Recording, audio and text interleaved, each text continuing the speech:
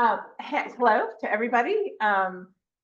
Welcome to Tuesday, May 6th, 2025, our Haldane Board of Education business meeting. I'm going to call the meeting to order. Please stand for the pledge of allegiance.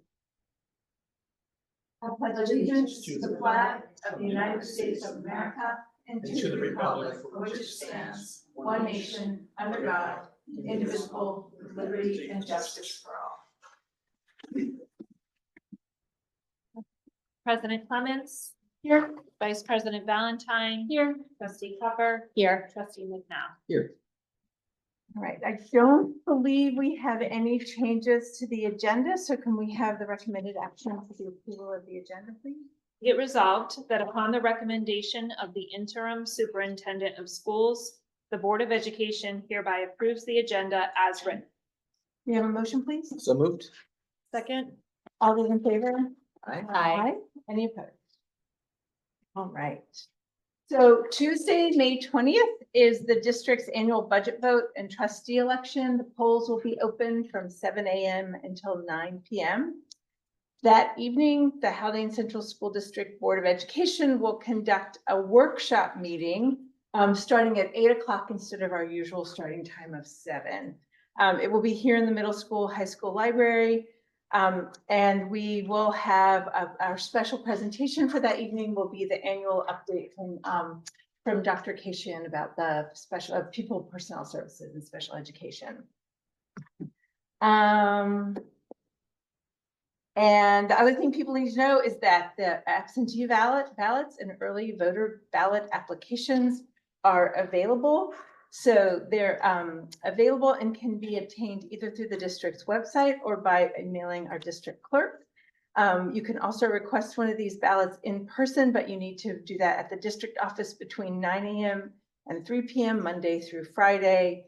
Any applications can also be received by mail, but any applications either by mail or in person need to be received by 4 p.m. on May 13th if the ballot is to be mailed to the voter, and by 4 p.m. on May 19th if the ballot is to be handed to the voter. Absentee and early voter ballots will be mailed via first-class mail, and they must be received by 5 p.m. on the day of the election, which is May 20th. I think that's.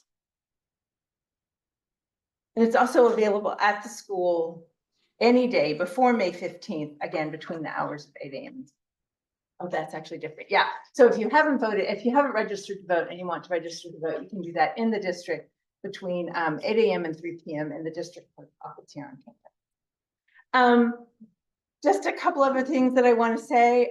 It's certainly been an eventful week here in Haldane. As the district and the public continues to, discuss really important issues around diversity, equity, and inclusion. The only thing I want to say at this point is there's a local school board member named Scott Levy, who I think has been on his own school board for a long time, has served on the WIPS board for a long time, and he has a book coming out from MIT Press this fall that I found out about today called Why School Board Matters. And while the book isn't available, I was reading about it, and one of the pieces of one of the sentences in the description of the book is that, sort of alluding to the controversies that are occurring in school districts and in school boards across the country. But something that I actually found kind of heartening is that even though the controversies are uncomfortable and difficult, it says they exemplify how passionate many Americans are about public education, which is definitely a very good thing. And that's all I have to say to begin. Okay. I just have a few brief updates for the board. First, there was one hopefully final New York State budget extension, which you probably are aware of. It takes us through Wednesday, May 7th. This is the 10th extension and hopefully the last. Our representatives up in Albany are reporting that they do believe we are very close to a final budget. That will be helpful. We are not overly concerned about our adopted budget because we basically projected very conservatively with regards to state aid. So if anything, we think it could be potentially a bit higher, but we were careful about that. Additionally, what we expect to learn is it looks like the bell-to-bell smart band will be in place. We don't know exactly if it will be what the governor has proposed or if they soften it a bit and give some more local control and flexibility. However, we do know we need a policy in place by August 1st. So my recommendation, certainly we need to listen to our school administrators. Ms. Sniffen is here tonight, but all three building administrators and even our teacher leaders. I think we have to also think about implementation, what's practical, what can be managed. But at the end of the day, the board will have to develop a policy. We have our policy committee and then adopt it by August 1st. So ideally, we could have that in place either at the reorg or, of course, at a following meeting, maybe later in July. Also, we should get clear guidance on the maximum classroom temperature. Right now, we are approaching this as, 88 degrees. We will not hold classes in our classrooms, but at 82 degrees, we will make some modifications, potentially, try to cool the room. If not, maybe relocate students and staff. But on a positive note, we've done some good work. Adam McNeil is here, our Director of Facilities and Transportation, led our facilities team in installing a number of window units and portable units this year. He did an analysis of classrooms last June that went above 82 or above 87. So we think we're in a good place for this spring. And then we have $30,000 allocated, as you know, in the budget to continue that work, because the high school and the new wing will have central air. But this main building, it probably will be a long time before we are able to afford central air. It's an old building, it's very costly. So we do think the window units and the portable units are a good, a short-term solution. Lastly, we are required to have an ex officio student board member in place. So here at Haldane, I think you have a very good model with student representatives rotating monthly to report to the board, and that's worked really well. However, we think there's a bit more guidelines, and I think they're looking for more permanent student representatives to serve on the board. So there are some choices to make. Certainly, we could get input from the admin team, but at the end of the day, really, this is more, the board's responsibility to decide, would you like 2 representatives, 1 representative? Should they be juniors or seniors or any grade level? Those types of things, and how will they participate? What information would the students get in advance? Would you like them to do a monthly report? So there's a lot of little details. So I've given the board, just to get you started, give you a little homework to do here from School Boards Association, just some general information about this. There's a video also that we will make sure we forward to the board. And Megan, I think there's some workshops too on some of these policies. Yes, Maggie's gonna sit in on one tomorrow. Great. So, with this, hopefully maybe by June and into July, we can work on these policies and get them approved. We typically, right, so we start usually with policies coming from Erie One. Have you reached out to them? Do you know what their plans are? I don't have an answer from them on their plans yet, but I would assume they would be sending I would something hope, soon. yeah. We anticipate that. Yeah, excellent. Okay. Any questions on any of those? Okay. What if any, I mean, this sounds rather similar to the way we used to operate. We have Yeah. a single representative that Right. usually had been recommended by Julia or the high school principal at any time. And I'm just curious about, did we have a policy that kind of expressed that already in place for that, or? We actually, Was it that's just an interesting, unknown? I that can't there remember if it was was a policy, because at one point we had named them members, but they're That's right. actually, because they're not voting members, Right. they needed to be something else. I don't remember exactly how that rolled out. I do know it was really hard because our high school students are so so busy. The first woman who was our board member was amazing. She was amazing. She even got an award from Westchester Putnam School Board Association because of her exemplary Right. service as a student school board member. But it's tricky because our students are so busy. So it may be something that actually, I don't know.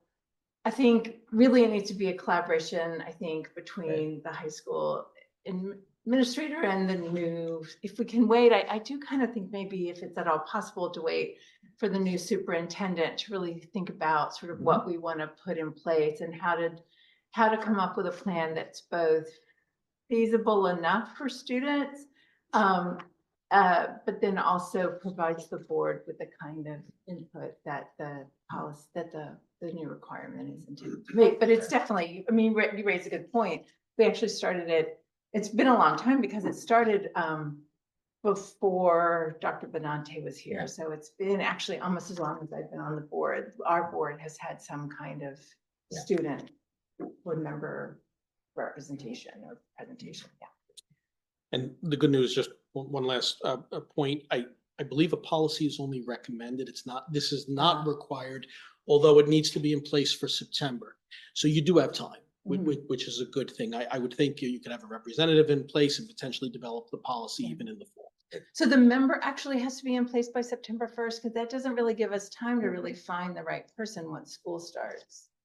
No, yeah, I agree. I think we should, well, let's see what Maggie learns Yeah, tomorrow that's a and good we idea. can, I think we need to reconvene policy committee. and- To talk about it. Yeah, yeah. Maybe Mrs. Stinson could join us. Good. Okay. Thank you. And I just want to recognize a few people who have served on a HVAC advisory committee for, I think, at least 2 years. Peter Henderson, who's here this evening. Glad you could join us, Peter. James Hartford, Damian McDonald, and Roberto Muller. I know they started with Dr. Benante in giving some advice to the district on energy efficiency and looking at our heating system and exploring things like geothermal. I think what emerged from those early conversations and those meetings and discussions was this idea of conducting a thorough energy efficiency study using some NYSERDA money, some local money that was raised. And so what we have this evening is a flex tech study through NYSERDA, but conducted by OLA engineers and architects. We're going to bring them up in a few minutes. They're here to present. But again, I just really want to thank our community members. They brought tremendous expertise and knowledge. And we met remotely at times, in person, and then they were here on site. When our engineers came to and I think they even walked the building earlier. So thank you, a lot of time and energy. And I think right now, we have something that really is a roadmap for the future on what we can do. I think we're doing some good things for energy efficiency, but certainly we always want to do better. So that information is going to be exciting to hear in a few moments. Lastly, I just want to let the community know, the board is aware, but we have our annual budget newsletter. And I believe it went to the post office. Was it today, Megan? Today. So it's possible that community members will start receiving this. Every household in our district will receive this probably by Friday or Saturday. I want to thank Megan Shields for her work on this. And of course, the board had input. And I think it's a very comprehensive look at the budget. But also, if you really want to do a deep dive on the website, you could see every one of our presentations from the earliest stages of the budget development process. And certainly you could always call me or Catherine at any time if people have questions about the budget. And that's all I have for now. Great. All right, so I think we're going to move into our special presentation right away, which is the presentation from OLA on their. Yes, please, absolutely. So we have Jim Dolan and Jonathan Katz from OLA Consulting and Engineers. You should be able to use. Clicker? Yeah. Okay. Thank you, everyone. Yeah, so OLA Consulting Engineers, we're located in Westchester County. We have an office in New York City. We've been FlexTech, as Carl said, providers for about 20 years. We've done flexible technical, as FlexTech for short, studies. And really, NYSERDA, New York State Energy Research and Development Authority, apologize for all the acronyms, they want entities in New York to do better, right? Your utility bills actually fund this pot of dollars that's used to make efficiency improvements. And we've done these studies for churches, schools, PepsiCo, Swiss Re, a variety of entities. And as Carl said, part of the idea is to take a look at your utility bills and start to develop a roadmap of where you might go. And using our experience in energy analysis and cost of systems, our firm does energy work, but we also do MEP design and commissioning. And I head up our commissioning group, and Jonathan's an associate in the energy group. And Jonathan was the PM, I was a PIC, so I'm going to take us through an overview, and we can get into some of the details. And Jonathan can probably provide a few details to the details if needed. So we also don't want to bore the heck out of you. Some of this is technical. Some of you have, as Peter and some of the other folks on the energy committee, have really deep knowledge. Anybody who's worked at schools probably knows more about HVAC than they'd like. You know, and it's interesting to hear the comment about, 88 degrees. I'm pretty sure most kids stop learning about 10 degrees earlier than that. They might have been on the teetering edge about 80. So I know for most adults, you get past 74 and they start to taper off. So it's an important subject. And you have aged infrastructure, you have beautiful buildings here, but they were designed at a different time, and you have old infrastructure. And the question is, how are you doing energy-wise? What are the things you can do that are practical and better? And Haldane has a progressive look at sustainability, and in particular, your carbon emissions. So we were tasked with looking at, dollars, but also at the energy side, in particular carbon. So we'll try to touch on that a little bit. So this is really the agenda. I'm not going to read everything as we go here, but I'll go through a little bit of the items. As I mentioned, we really wanted to evaluate the actual energy performance. What are the EEMs, energy efficiency measures that could be implemented, identify carbon reduction opportunities and strategic plan, as I mentioned before. So, the strategic plan really has to marry up with your financial abilities. So this is really just an initial step. It's sort of a jumping off point. As you start to work through your budgets and capital plans, this could be a report you go back to and pull things out and maybe piece it together in different ways. So this isn't like anything that's locked in stone. And we did get feedback from the committee, but again, it was sort of, I'd say, preliminary. So you probably know you have a big older main building, which is a compilation of a few different vintages. And then you have the newer high school building, and you're looking at doing expansion. So 92,000 and 28,000 square feet. Your typical house is about 2,000 to 3,000 square feet, just for reference. This kind of just outlines the aerial view of the main building, high school building. Again, you can see the solar there. See if this guy has a pointer too. Oh, there it is. Yeah, it's up there, but it doesn't pick up on the screen. Doesn't really matter. Just wanted to point out, right here, this can be a little bit confusing.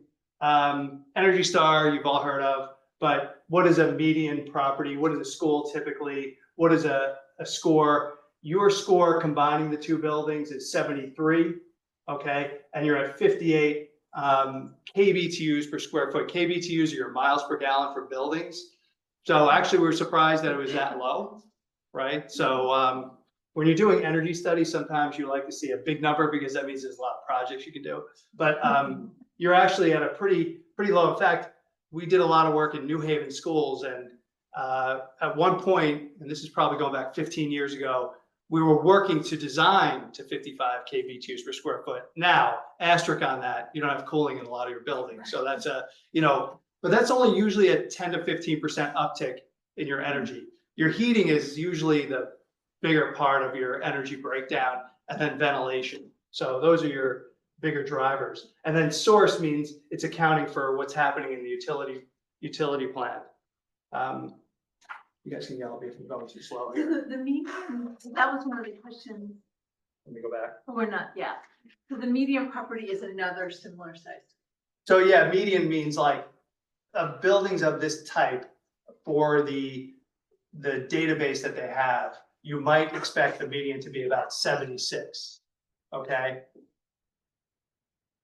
To be honest with you, that seems a little bit on the low side to me on median, but you're driven by the most newest buildings, which now we're designing buildings that are more like 20 kBTUs per square foot, brand new. That sort of passive house, super insulated, the latest technology. And that takes quite a bit of investment. So you're doing pretty well. And median is, you know, you could argue that it could be around 100. A typical office building in this part of the world would be about 100 kBTUs. A hospital might be 300. A restaurant might be 400 kBTUs. So that gives you an idea of like that miles per gallon. So you're not quite a Prius, but you're not a Tahoe. So, benchmarking results. So looking at a little bit of the breakdown of where your energy goes. I think it's easier to see this in a pie chart, but I'm going to go through. So this is the high school. So a little bit easier to see. As I mentioned, the fuel oil being, you know, a big part of the energy. So this is cost, this is the energy, and this is your CO2 emission. So you can see that the heating plant is really the big driver. Your electricity, 17%, 28% of your cost, right? Electricity is expensive, so it might be a lower part higher, although the cost of oil has continued to increase, so that's been a little more problematic than it used to be as far as your budget goes. And then you have your solar, which we included here as a percentage of your overall energy breakdown. So the high school building, kind of the same as far as percentages, obviously, you know, a little bit different. This is probably more, you have some cooling there, right? So your electricity grows, right? So you see that difference, probably mostly due to electricity. So what measures did we see that seem to make sense? Lighting upgrades, pretty decent amount of opportunities. You wouldn't think the high school, it's not super old, but it's not really young either. But you know, every 10 years or so, you could probably consider a lighting upgrade. You get to LEDs, you might, you know, where you're at LEDs, you should get much longer life out of it. There is, in this main building, you have a lot of areas where the roof isn't fully insulated. So there was a lot of conversations about building an envelope, and that's a measure that seems to make sense. Controls, you still have older pneumatic, which is air control. So it's like using a flip phone instead of an iPhone these days, maybe even more like a rotary dial phone. So, so DDC controls will help with energy, but also probably more importantly, comfort. You know, at the end of the day, right, the dollars on utilities are probably not as big a deal as the students' performance and your teachers as well, that they're able to do their job. So having the right control is important. You know, it was mentioned earlier that sometimes your events, you have to subcool the gymatorium, the gymnasium auditorium for events. People come in, they're cold, then by the storm, you know, it sort of takes a little bit out of the experience. There is an opportunity for rooftop units on that gymatorium. There's, in the high school, we looked at an air source heat pump heating plant. So there is some overlap with your expansion that might pick that up. And then hybrid electric hot, this is basically hot water heating for your domestic. So engineers, we like numbers. So savings, 19 kBTUs per square foot if you did those projects. Now, I just want to point out, there's some, we're going to kind of touch on this, but there's bigger capital projects that don't have payback. This building has steam systems that are aging, you know, been around since the beginning of the building. So there's a larger capital projects that don't have payback that should be considered. We did do the math on what those would cost. But if we just look at the projects that I mentioned, we can save 19 kBTUs per square foot, which is, right, as I said, a really high performance brand new school you could almost remove from your portfolio. 190 tons of CO2 per year. Most people don't have that metric in their head. We're still kind of getting comfortable with that, but that's a lot. Okay, that's a new building might be 100, you know, metric tons per year, a new high performance building. So 190 is significant. Again, that's driven by the oil. Annual cost savings, $86,000. Estimated cost to implement those measures, $3.1 million. Now, it's a long payback, but you're really looking at these projects for all the other ancillary benefits. There are things that sort of need to be done and will help the students, help the teachers, and help you get things done. As I mentioned, if you were like at 150 kBTUs per square foot, we might have had some 5 and 10 year paybacks. Did you have a question? Yeah, I did, and I just want to make sure the way, when I looked through these slides, the way I understood it is this is for the energy efficiency measures that you mentioned on the previous slide. Yes, so you're gonna see that big jumbled Yeah. spreadsheet in a little bit Yeah. that has a lot more measures that we looked at Right. that we didn't pull forward. And again, you could look at those other measures and repackage that differently in the future. So this was our first stab at like, what would be the priority? We would say, you know, we didn't put years on this because we're not sure of the timeline, but, you know, hit the lighting first. The envelope upgrades, good for comfort, seems to have a good payback. That would be a good early one. BMS following that EM4 right after that. The high school domestic hot water hybrid air source heat pump, again, a good carbon emissions benefit. That we had recommended a potential, we were calling it a bridge measure for the burner replacement to use propane instead of fossil fuel. Again, probably more of a carbon emissions reduction over 30 something, which, you know, that's pretty significant out of that 190. Replace the gymatorium with air source heat pumps. That's probably more just everyone's comfort than a real payback.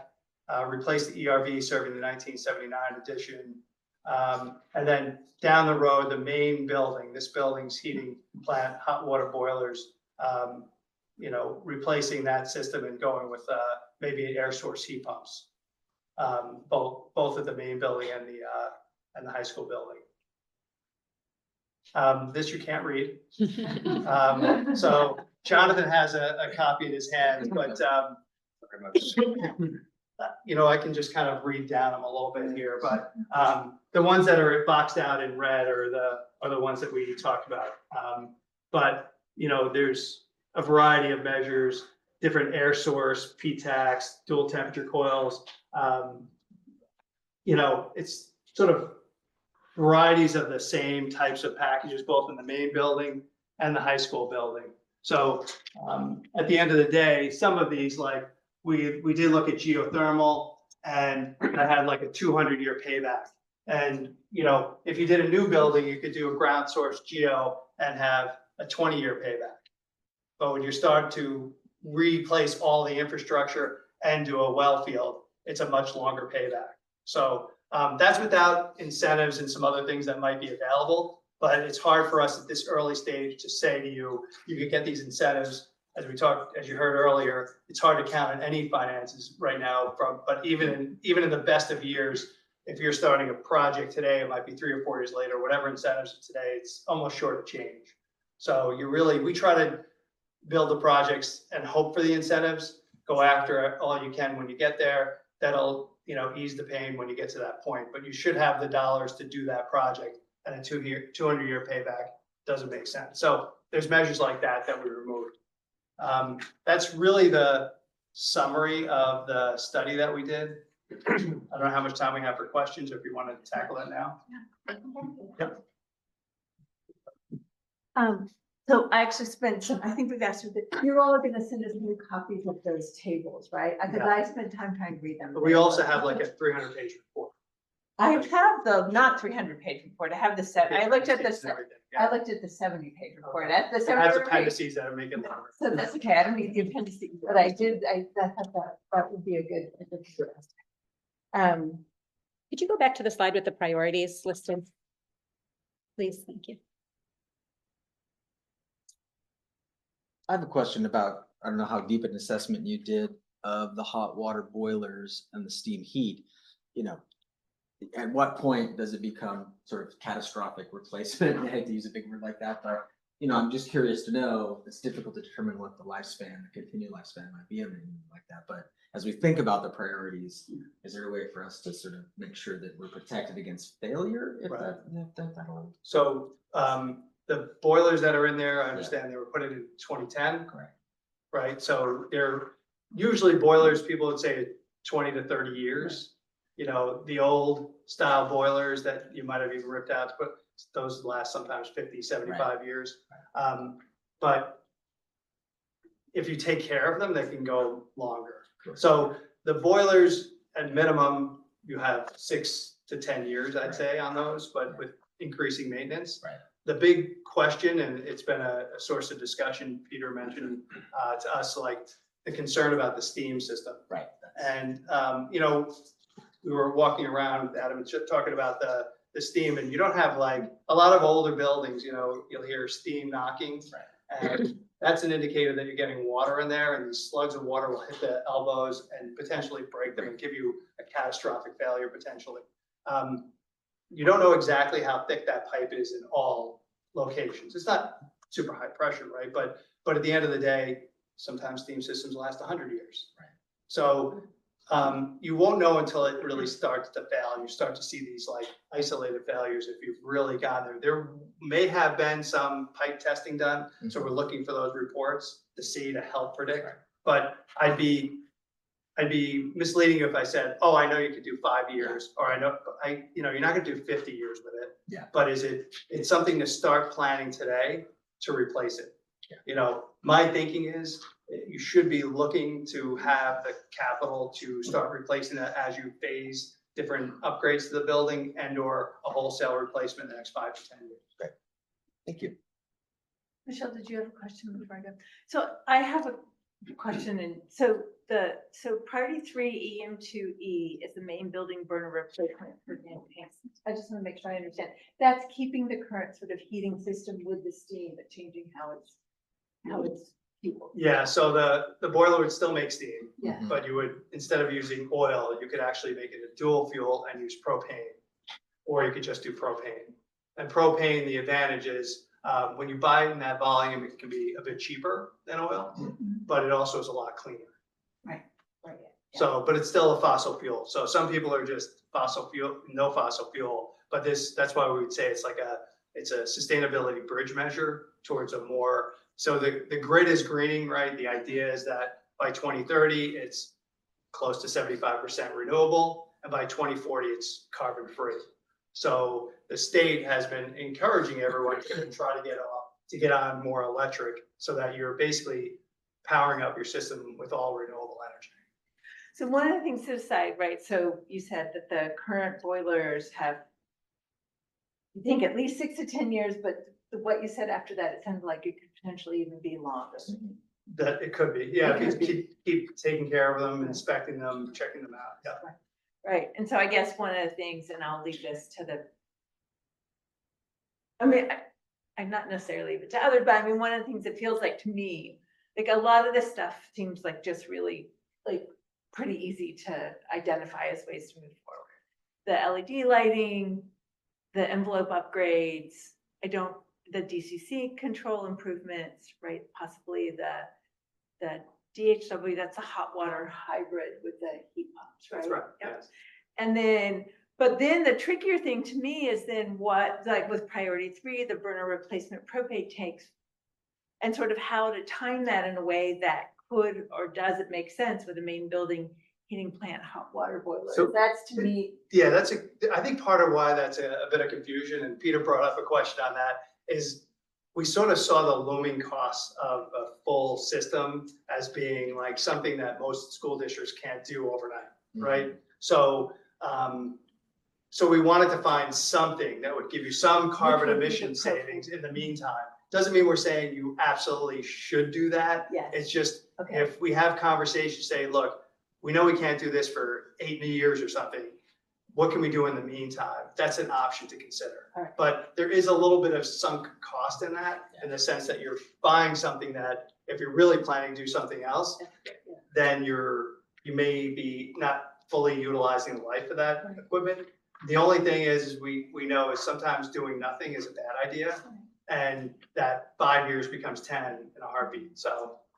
But I mean, if the district, I think, is and remains really committed to figuring this out, right? You could imagine that you would skip 2E That's right. and really begin to think about 2A and really a combination of sort of longer term, capital Yes. reserve financial Yeah. planning, as well as as well as keeping a pulse on That's right. how well the heating system. And it's funny because, you know, and by the way, we don't usually present a lot. Usually you see architects and things like this is not our thing, usually we're behind the scenes. But we've been involved enough where sometimes people are afraid to do an interim step because then people say, well, we just invested in that. And it could be 5 or 8 years before, but for all of us who have aged a little bit, you realize how quickly that goes. So, you know, I've watched where, you know, people trying to make sure, say it's a library and they're afraid to do some basic upgrades because they don't want to kill the bigger upgrade that's needed. They kick the can down the road, and next thing you know, that big upgrade gets voted down and it takes forever. So it's good to have those like off-ramps, should you say this is going to take a while to really get support for a bigger project. Do we have any space to expand our solar, or are we built out on that? Go ahead, John. It looked to me like the solar was pretty well covered. Pretty good size system. And we Unless you can't, go ground to ground. On the roofs. and since we have our own solar panels, that means we can't join a community sustainability project? I don't know if that's.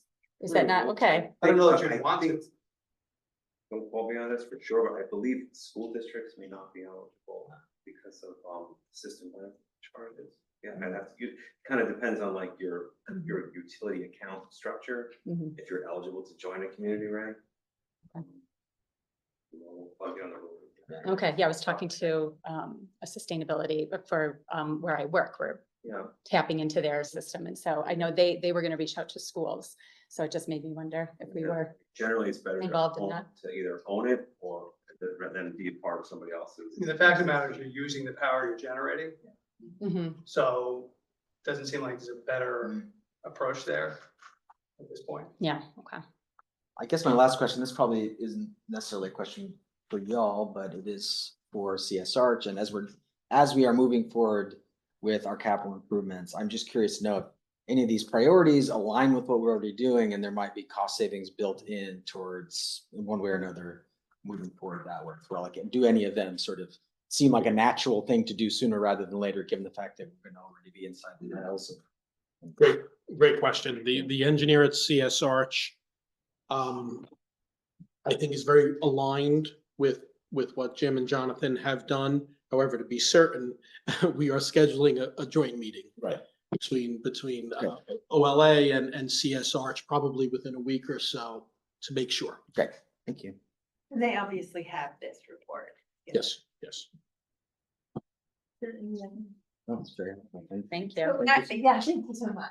Try to make you give a presentation if you didn't want to do it. Awkwardly go back to our. Yeah, you did very well. You did very well. I think I got numbers here based on both of your presentations. That's it. Thank you so much. Thank you. Thanks so much. It's okay, we'll duck out. Yeah, Thank you. absolutely. Thank you. Yeah, and I actually want to give just a little bit of historic perspective on sort of how we got to this point. So first of all, Peter Henderson is in the audience. And so Peter was on the board when I joined the board. So I think you must have joined in the early 2010, is that right? Yeah. And at that point, the district began to consider really carefully energy and energy efficiency. And Peter was part of the board that actually moved forward with getting the solar panels installed. And then when the board presented to the community the first big sort of open forum of the capital master plan, I know Maggie and John remember this, the capital master plan, so which would have been, I want to say in the spring, if this is 2025, the spring or fall of 2024.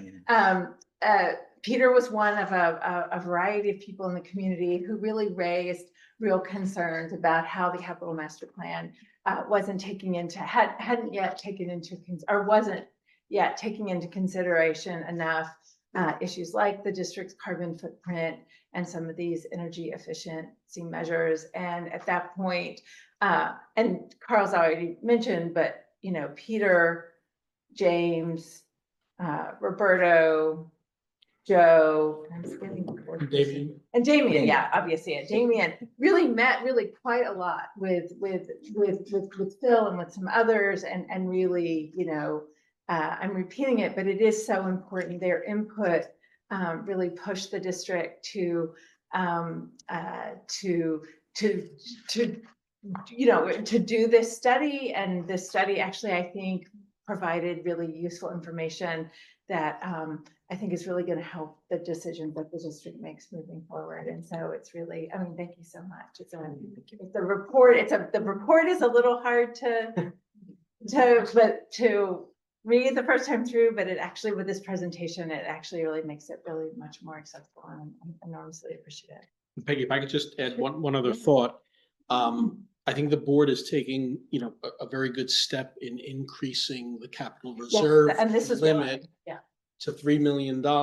And, some of the smaller projects potentially could be addressed that way. Additionally, I think, in Catherine, correct me if I'm wrong, in 2030 or 2031, we have some debt dropping off the high school. I believe it was a 25-year bond.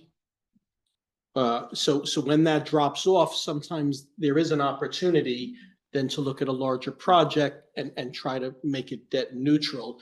But the planning of a project, to start in 2030, 2031 would have to occur much earlier, probably like 2028. So just some things to think about. But I think, again, you're making some strategic financial decisions that I think could help the district address some of these needs in the near future and then more long-term. Actually, and one more thing, I mean, not to put a huge spotlight on Peter, but Peter actually, wrote up a really very thoughtful summary with some really good questions that I think we want to, make sure we get the answers to. I don't know if you all saw this, it's an exact content. It's not for the public. That just really shows the incredible expertise and contributions that people in the community have made and how beneficial it is to the board. Yeah. Hey, I wonder if it might be possible to bring forward the public comment opportunity. Well, it's about to while come. Tim and Jonathan are still here, in case we- Oh, huh. I don't actually have a problem with that if they're gonna leave. Although I wonder, is this to ask some of your questions? No. We have already had an opportunity to Uh-huh. speak directly to them, but I know that one person here with questions from. I actually think, I don't know, do you mind staying? Not at all. Stick Yeah. around a Not at little all. longer? We're getting stick around. Yeah. Thank you. You want us to wait for a little while, or you want to do those? So how long is the presentation for the public hearing? What? Maybe 10 minutes. Yeah, You want to let him ask? yeah, I mean, but then we're gonna get to all of the You can public come comment. back to it. I think actually, if you don't mind staying for 10 minutes, I'd like to do this No public problem. hearing, and then let's just keep the agenda the way that it is. That's, yeah, Thank I you. appreciate that.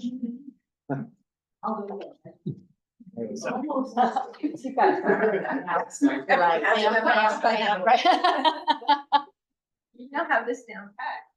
Yeah. Okay.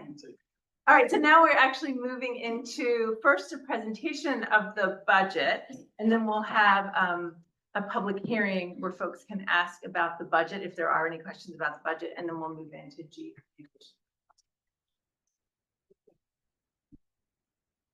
So our budget this year, Proposition 1, is to ask the voters to allow us to spend $30,154,390. That's the amount that our budget will be next year if it passes. Property tax cap is always what we talk about. It is it was established in 2011. It limits how much we can raise taxes by. Although our revenue drives the budget, voters approve the budget, not the actual tax levy, but we do a lot of work in setting the tax levy as the year goes on. This year, our allowable property tax cap was 3.38%.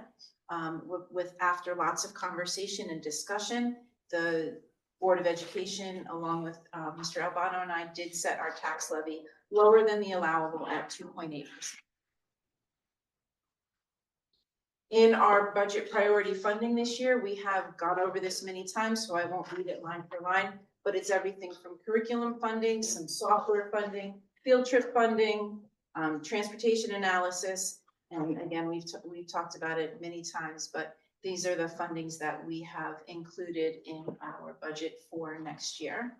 Some improvements. We are looking at a tax levy this year, or 25-26 of just $23.5 million. State aid of about 4.3 million. Again, that number is not yet known while we await the final budget, but we are hopeful that it will be at least this, if not a little bit more.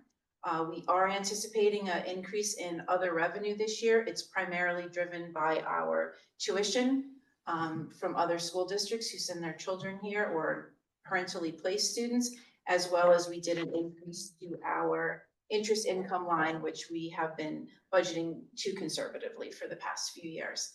And then our standard 645,000 of appropriated fund balance, and the possibility of using $250,000 of reserve balance if needed, which brings us our revenue to equal our expenditures of fiscal. Our key figures, our budget to budget increase is $945,360, which is a budget to budget increase of 3.24%. And again, our tax levy increase is $637,000, which is the 2.8% that I mentioned previously. As you know, whenever we do the budget at this time of year, we have to present it in a three-part component. So this is our administrative component of the budget.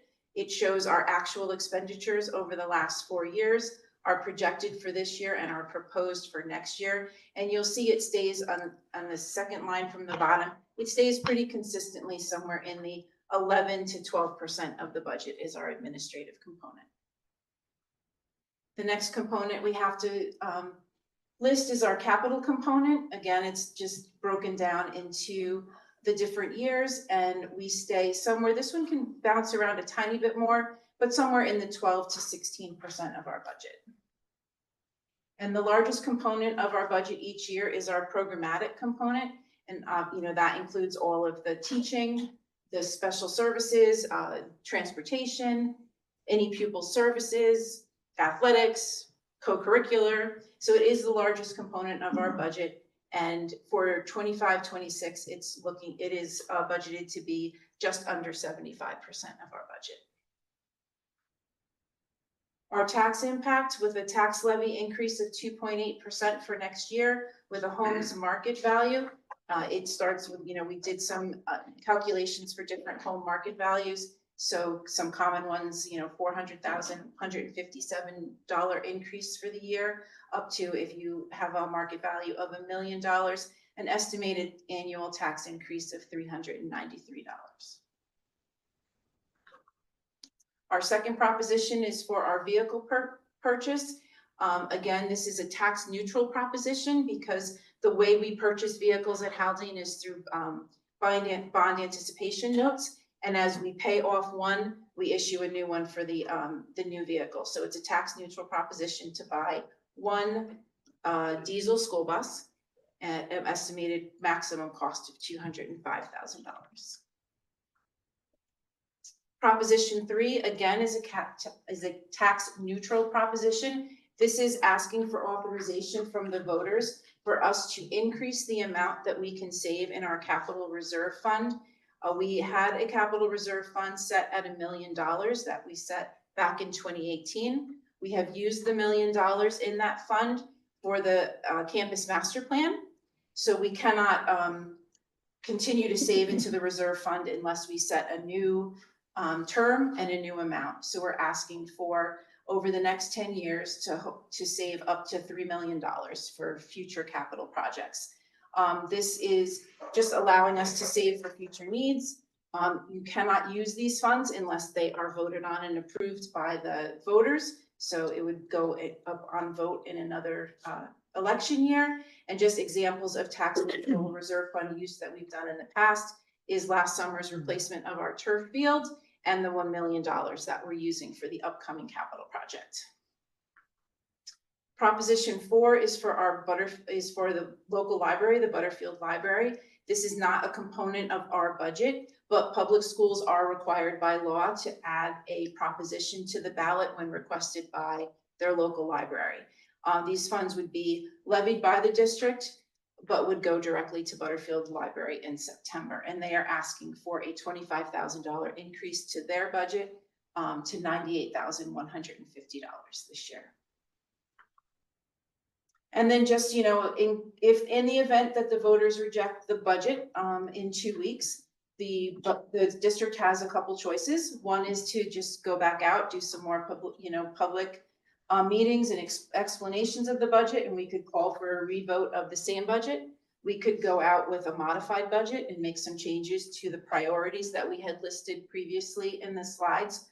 If a budget is defeated twice, it is required that we enact a contingency budget, which means your levy cannot increase. So we would have to have a 0% tax levy, which would mean we would have to reduce next year's budget by $637,683. And unfortunately, it hurts when you have to do that. So it's just so people know that what that contingency budget number would be. And we are voting on Tuesday, May 20th. The propositions are all listed there again. We also have 2 open trustee seats. And that is, I think, all we have for the presentation tonight. Right. So by law, the district, so the board is, thank you so much. You're welcome. Yeah, so then I'm going to open the public hearing and we can. You got it. Any questions? So by law, there's a lot of people, unfamiliar new faces here. So by law, the school board, we adopted the budget that's going up before the public on May 20th, but by law, we now hold a public hearing on the budget. And so that's what we're about to do. It's an opportunity for people to ask questions or make comments about the budget. And so I don't need to make a motion or a vote. So at this point, I'm just opening the public hearing on the budget. Can I ask the gentleman from Ottawa? So this is not the public comment period. It's going to be soon. It'll be after this. Yeah, this is the public hearing for the budget. All right. I have comments about the budget. I just want to say there's some things on here that I think represent extremely exciting developments. I think the idea that we're going to have our pre-K class next year is phenomenal. It was actually oversubscribed. It's a full class with 18 students. It's something that Christine Jamin and Dr. Benante, and then also the support of Mr. Abana this year, but that Christine Jamin worked diligently on for years and years figuring out how to do this. It's a great success for us to have. And then earlier this year, Ms. Jamin, it's like Ms. Jamin's highlight. She did a fabulous presentation about the work when she did the elementary school report. Did a fabulous presentation about the work that she and her teachers in the primary grades in particular have been doing to adjust early literacy instruction to reflect the science of reading. And those teachers have worked really hard. And so the fact that we're budgeting for a new core reading program for the primary grades is also just a tremendous success. So thank everybody for that work. All right, any other budget? No? All right. Do you have a question about a comment about the budget? Yes. Sure, yeah, please come on.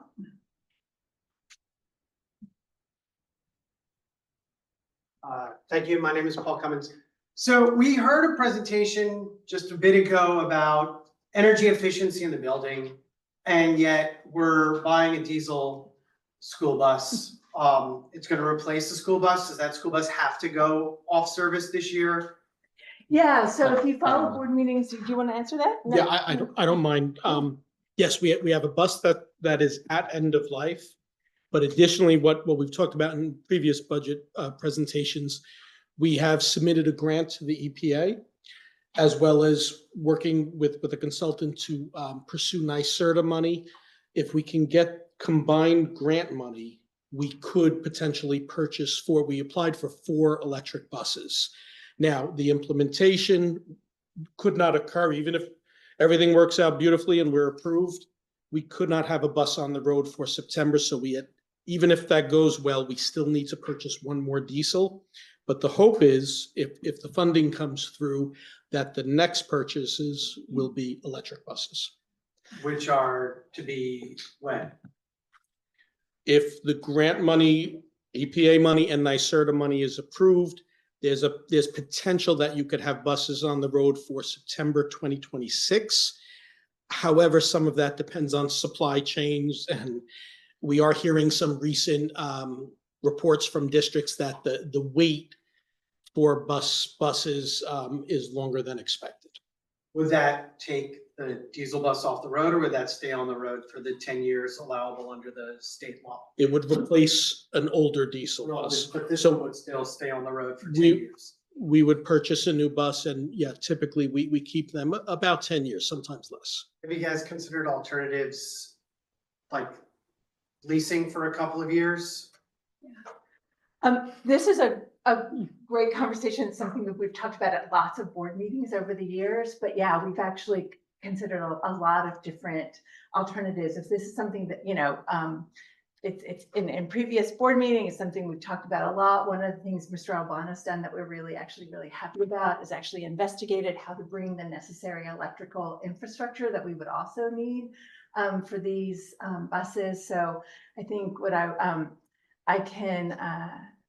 I guess I'm just trying to understand the reasons for making a purchase of something that's going to emit for 10 years as opposed to bridging something until we get to the point where we're required. Yeah. Right, and that kind of scale probably will also help Yeah. drive down prices. transport children safely to school. That's To replace buses that shouldn't be on the road anymore and to transport children safely to school. That doesn't answer my question. So- Look, there must be an alternative to buying a new bus, like leasing a bus for a couple of years, right? How did you arrive at the purchase of something that we're gonna be committing to running for 10 years and emitting for 10 years as opposed to something else? Simply because, well, a couple of things. First of all, I said earlier, we've applied for 4 electric buses. So our fleet is much larger. We have at least 8 large buses, I believe, and 4 or 5 vans. And we've already purchased some hybrids, so we're trying to move in a cleaner direction. There's no guarantee right now that the EPA money will come through, but I actually checked hours before this meeting and it hasn't been canceled, which is a good sign. So we're hopeful. Yeah. And I don't know the exact numbers, and I think Kevin will know them better than I do. So one of the things the school board is also often really carefully considering is our fiscal responsibility to the public. And leasing buses is actually really much more expensive than running our own bus fleet. One of the things, and I think this started with our previous business manager going back, I mean, Ann was here for decades, right, is really developing a really responsible and safe way of buying new buses periodically as we need them, both to make sure that we can staff our own drivers, have our buses, transport children safely to school, and also be fiscally responsible to taxpayers. And Peggy, could I also add one more thing? We also have a transportation study that we budgeted for, right? Which is going to answer some of these questions and get into some of the areas that we can sort of change the way that we do transportation to sort of satisfy. Yeah. So I mean, it is something that we've talked about a lot, both in public and behind the scenes. So it's something it sounds like you're not trusting that we've considered this very carefully. And I think what I'm trying to express to you is that we have. Right, you're telling me we thought about this. What I'm asking to have explained is the reasons behind this decision, right? Explain to me your reasoning for making this decision. That's for me, like the thing that I'm not getting, right? Why does this seem to be the right decision as opposed to the alternatives? All right, I think the principal one I've heard is this is cheaper than the alternative. If that's like the reason, that's fine, like tell me the reason. I would just like to know if that's the reason. Well, the reasons to electric bus is close to 400,000. A diesel is about half the price. So there is a cost consideration. We also don't have the infrastructure for electric yet. So all of that takes time, and there are no guarantees. Although we pursued EPA money as well as NYSERDA money, there are no guarantees right now. And I think most people understand the climate we're in. There's a possibility that additionally supply chains are really backlogged. So we need to put a bus on the road and transport children safely. It is leasing is more costly. The other thing is with these incentive programs, they will take the bus, even if it's only 4 or 5 years old, they will take that bus from you if you have the opportunity to replace it with electric. So we've been, I think, very thoughtful about it, where we would much prefer to be putting an electric bus on the road. That's just not practical and it's not realistic. We have to do a diesel one, at least one more year. Going by. This is not one more year. This is 10 more years, right? Like, let's be clear about that, right? It's gonna be Oh, yeah. on the road for 10 It years. will be a phase out, yes. Yes. All right. I mean, you don't have That's time, but I correct. know there are people eager to ask the gentleman from ALS, but, thank you. Are there any other questions or comments about the budget? Okay. I'm just trying to learn and I'm curious, how the board decides on how far they want to push on the cap and just how that comes about. Yeah, so this year, I mean, it was a conversation that the board had over several meetings. I'd actually be really welcome to hear other board members weigh in on this. So, and actually, I think also Mr. Albano and Catherine. So at the beginning of a board budget season, the board in collaboration with the superintendent lays out a set of priorities that we have for the year. And one of the first slides that Catherine presented laid out the kind of priorities that we had. And that was the reading curriculum, implementing pre-K, adding, working on the air conditioning, those kinds of things. And then in collaboration over the course of multiple months, Catherine and the superintendent, this year the interim superintendent, worked collaboratively with our building leaders to really identify their priorities as well and actually sort of figure out, you know, what we need to do to meet the priorities that have been laid out. And this particular year, based on what the board's priorities were, the business official and the interim superintendent recommended this budget of 2.8%. But the board did actually have a number of conversations about whether or not it made sense to potentially go up to the full tax cap, right? Recognizing, you know, a variety of issues. And one of the things that I think Catherine and Mr. Albano were really helpful in helping us think through is that the board's responsibility is to develop a budget based on what we know in the moment when that budget is being developed. And so that's what, and that's what we did. We actually did even consider the possibility of adding some of the additional energy efficiency measures that were in the report. And at the time, the consensus seemed to be that the district had a lot on its plate, even with the 2.8 budget increase, right? So you have the 2.8 budget increase and all the different activities that were listed on that slide, as well as get, you know, welcoming and having our new superintendent become integrated in the community, but even most importantly, a $28.3 million capital project, which is going to be operating in multiple buildings. And so collectively, after actually more, I think, sort of conversation and debate than the board has typically had, that's where the board arrived. But I don't want to be the only one to speak for us. Well, we also took into consideration the referendum that we just passed and asking the public to increase taxes. So that was something that we were sort of weighing, and we all had different opinions about it. But again, that was a pretty big talking point for some of us. And we've talked sort of, it's been a long conversation since talking about the capital referendum before we put that on the ballot, before we voted on it. You know, is this something, what are we thinking ahead for the, you know, when it comes to regular budget season? You know, that was something that we were thinking about as well. So. You're trying to, there's some like balance of like public fatigue. Yes, exactly. Got it. And the number of projects we have going on at the school at any one time also. Yeah. That's, you said, Maggie, what I was going to refer to in terms of the other budgetary impacts and tax increases we've seen, but, and also, you know, I think this is the case for you too. And every year that I've served on the board, we have gone up to the tax cap, and it was presented to us as a unique moment in which, well, maybe we don't, in which case it's a little bit of relief knowing that next year and thereafter, we may not have the same need to do so.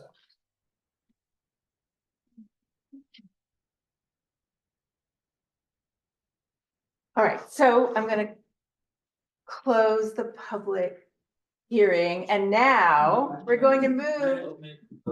Oh, you also had a budget.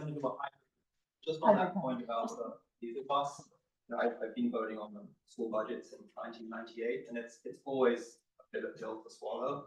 But I think, as Mr. Albano was saying, I think you do have the option of selling a bus or buses to recoup some of that initial outlay, if that kind of helps soothe that situation a little bit. Thanks. All right, so closing the public hearing, since we know we have some public comments and questions about the NYSERDA hearing, about the NYSERDA report, and because we have a very generous presenters agreeing to stay, and a lot of people that I think want to make comments this evening, it would be great if we could start with the public comments and questions, now that we're in the communication from the public about that. But first, I'm going to read the board's statement. So the Haldane Board of Education desires and values input from the entire school community.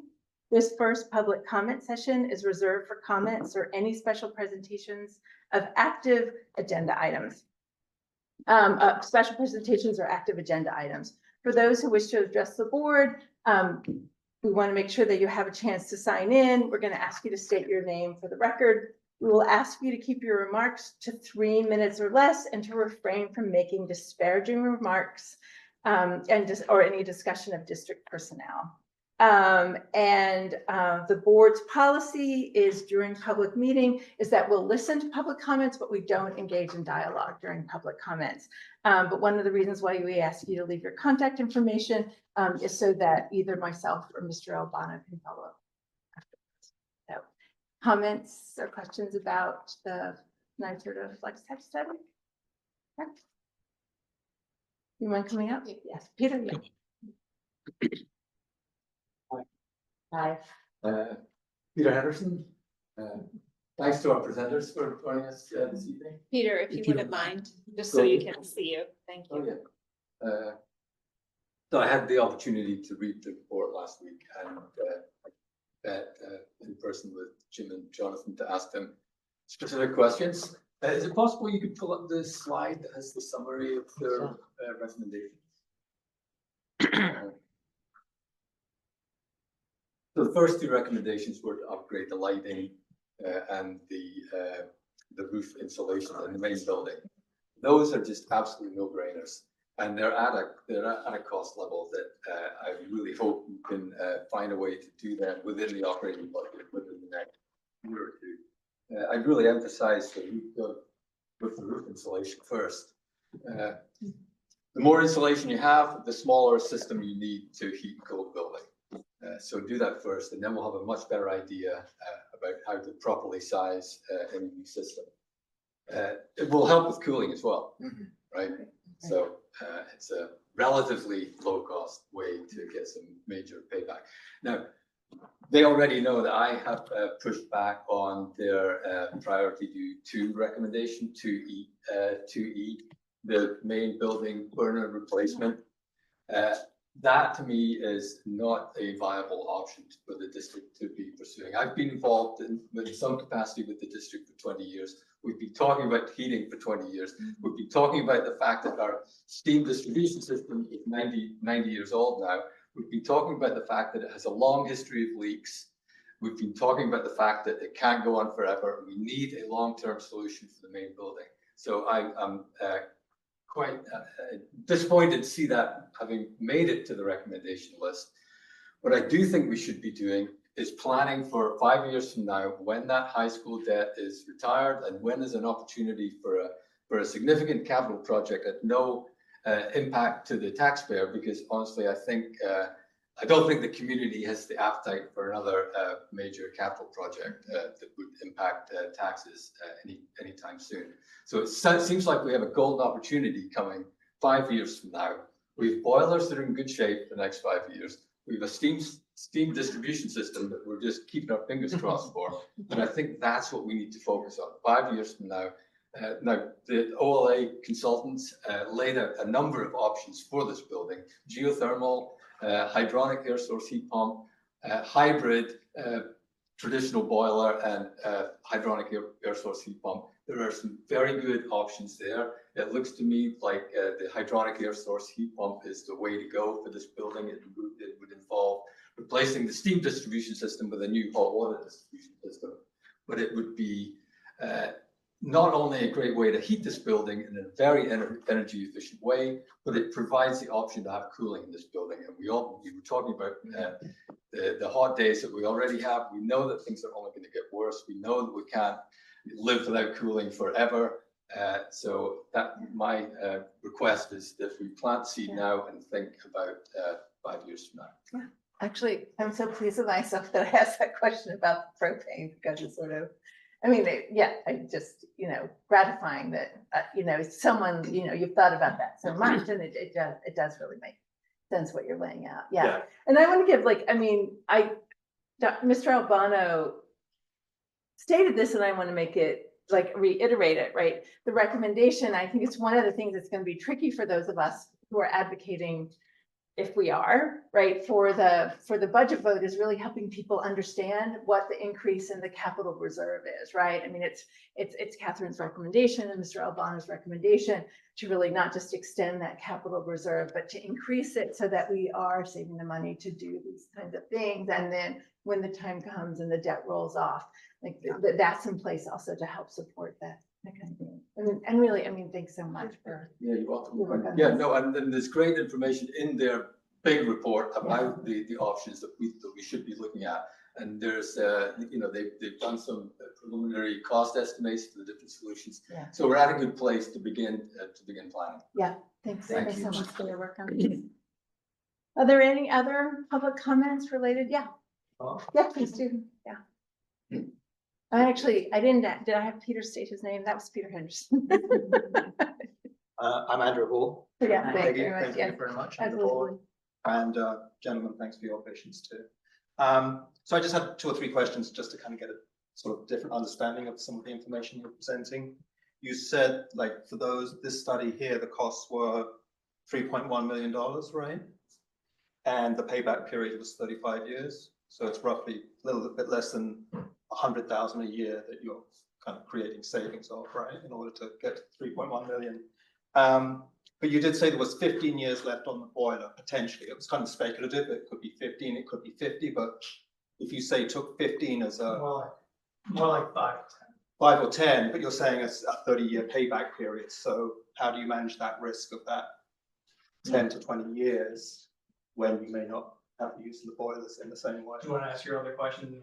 Yeah, sure. And then just to kind of, to some of the things Peter was saying, just to kind of get an idea of what the cost of the other alternatives are. Maybe a geothermal system isn't appropriate, but this will kind of go on to my third question, but just for the sake of argument, what kind of cost would that be? And then to the things that Peter was saying, like in 5 years' time, when debt rolls off and you have a new opportunity to invest, what kind of costs for maybe an air heat pump? I've got that AHSP, right? Yes. When you're looking at those kinds of systems, what kinds of investments might you be looking at? And in terms of an overall context, I remember, I think it was 2010 when DAR did the concept, right, for the geothermal heating study and so forth. So 10 years ago, and then another 5 years ago, you're kind of 15 years into a cycle. And even if it's 100 years, that's 15 years into a 100-year cycle. So the idea of kind of taking prescient decisions in order to seek good solutions over what seems like a long period of time. But the longer, as you said, the longer you delay a decision, the tougher it gets, right? Yeah. Okay. Thank you. Yeah, please do Sure. that.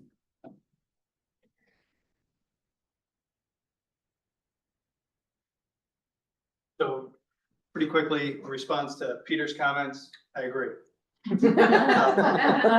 Actually, your comments as well are well taken. The boiler, there was something, the boilers that are there, the 2 boilers, they're 14 years old, like in published literature would say 20 to 25 years for those. So it's 5 to 10 years. Yeah. I know that there's some controls problems already and things like that on the burners that, that'll be ongoing maintenance. But how does that affect your 35-year payback period? Continue to operate. That was just kind of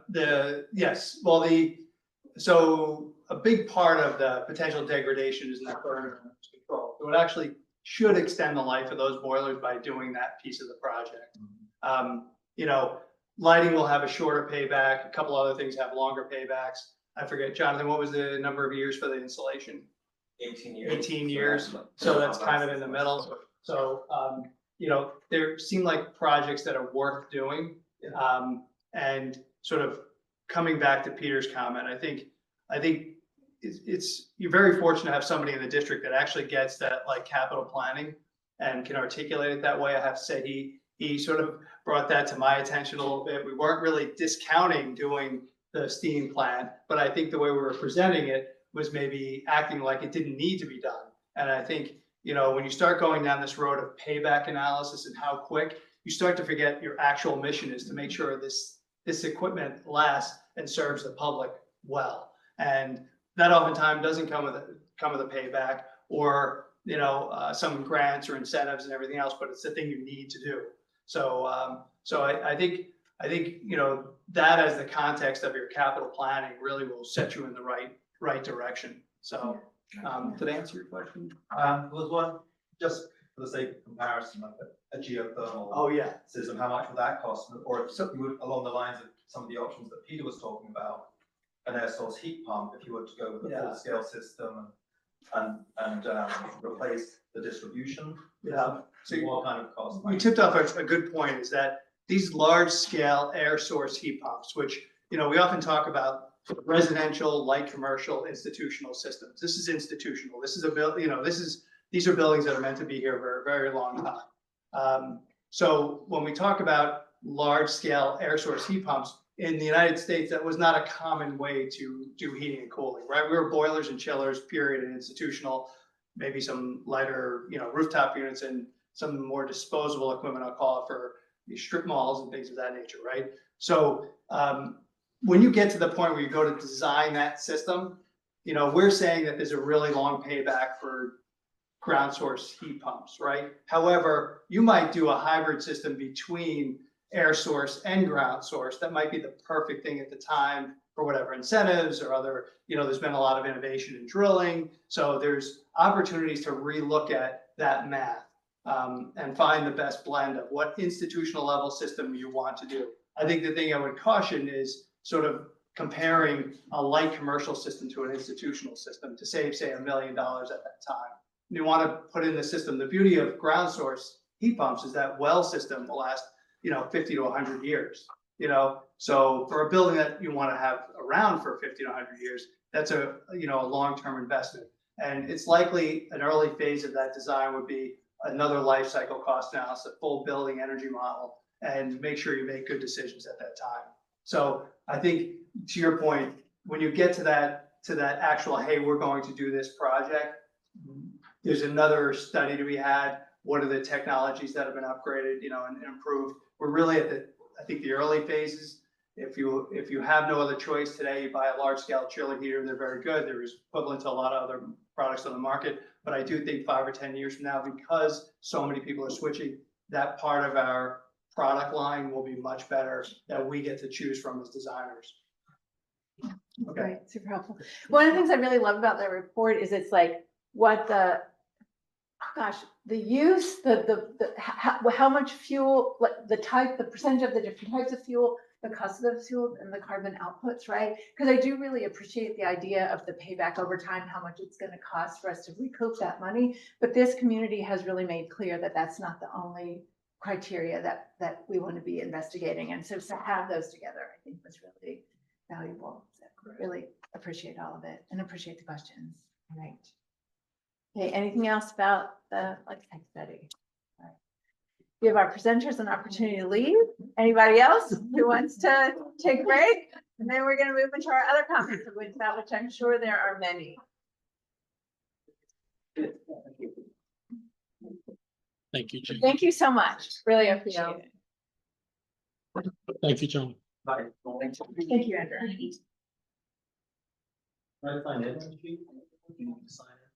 Do you want me to call you back? Yeah, you can sign in if you want. That'd be great to know.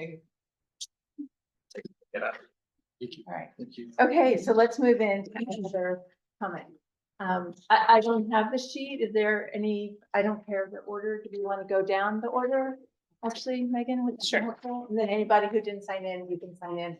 After you give it. Mike, you want to start? You wouldn't mind, yeah.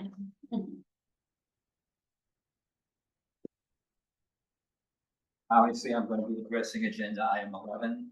My name is Mike Miracle. I've lived in Cold Spring since 2009. I've seen my grandson go from kindergarten through the high school, looking forward to my granddaughter graduating. This cap is a souvenir from Little League, Marlins. I was the manager of my granddaughter's baseball team. I volunteered as a song leader in elementary school and assistant coach both in softball and baseball. This is not hyperbole. I love this school district. I think that when COVID, I was just talking before about when COVID hit, the administrative staff and parents created a perfect balance between protecting the health of our students and staff and maintaining educational quality. And unfortunately, very few school districts in the country were able to achieve that delicate balance. Now, originally, my comment was going to urge the board to reinstate DEI. Based on the recent decision, I've decided to highlight and play the pedant, what we educators call a teachable moment. And so point number one, it is essential, in my opinion, to understand that the assault on DEI policies is nothing to do with two items. It has nothing to do with the caricature of critical race theory that a man named Christopher Rufo has foisted on too many people. CRT is an abstruse, very complicated set of legal analyses taught in law schools, not high school, probably in very few college undergraduate courses. I have a PhD in economic history, taught for over 40 years at the college level. CRT to me is like nuclear physics. Second, DEI is not about making white people feel guilty about slavery and Jim Crow. I taught American economic history for close to 40 years, which included the entire scope of the experience of Black Americans, as well as the scope of experience like immigrants, like my grandparents, the entire sweep of the history of the country. My job as a college teacher, and I assume every teacher in the Haldane School District, is to learn, not to self-flagellate.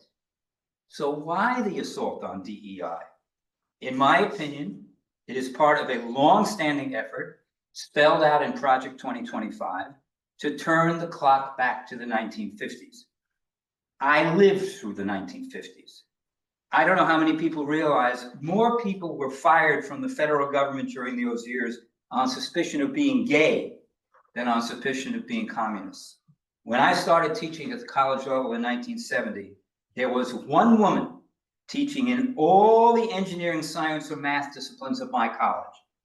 Over the years, more and more women entered STEM fields, in part because of the requirements of the Civil Rights Act, in part because people made affirmative decisions to make that happen. That allowed for the change in attitude towards gay people, towards the tremendous opportunities for women, as well as ethnic minorities. The idea, and I don't want to cast disparaging remarks on any attorney, the idea that DEI programs run afoul of the Civil Rights Act of 1965 is ridiculous, and I would use a barnyard epithet if this weren't a mixed company.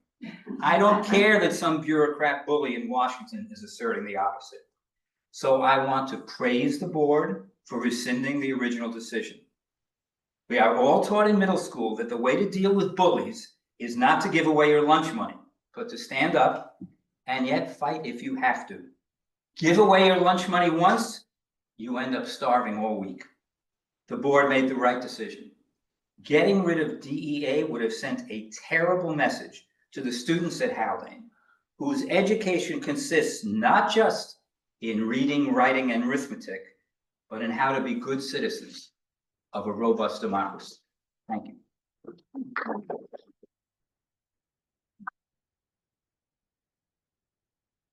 Thank you very much. Paul, do you have more to say about that? Do you want to speak about this as well?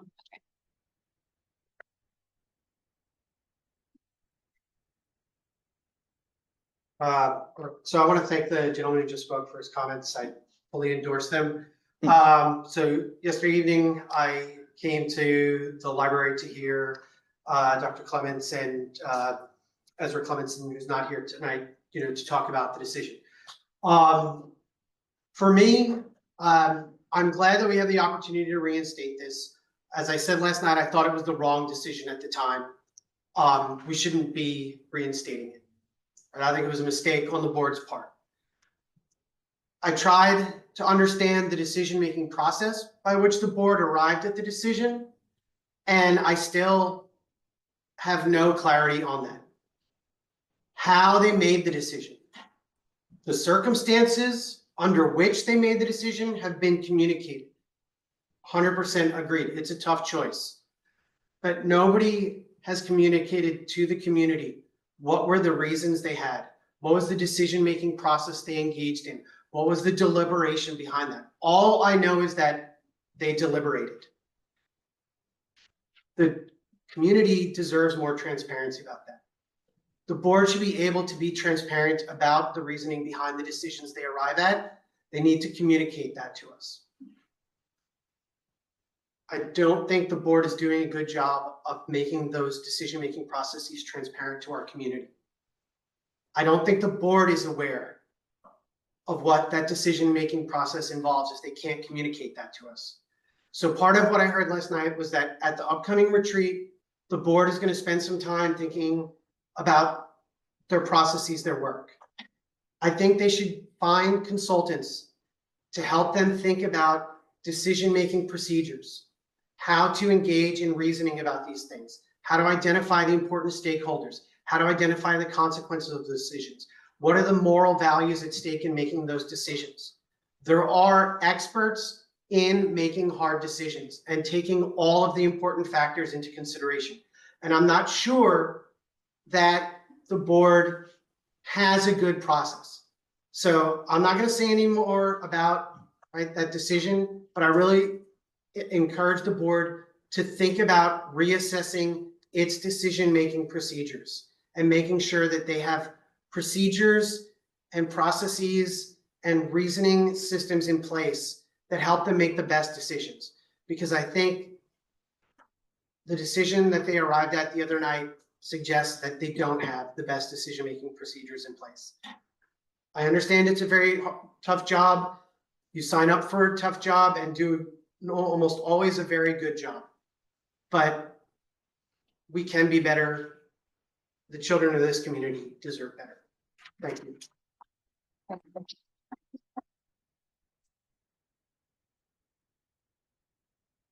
Thank you very much.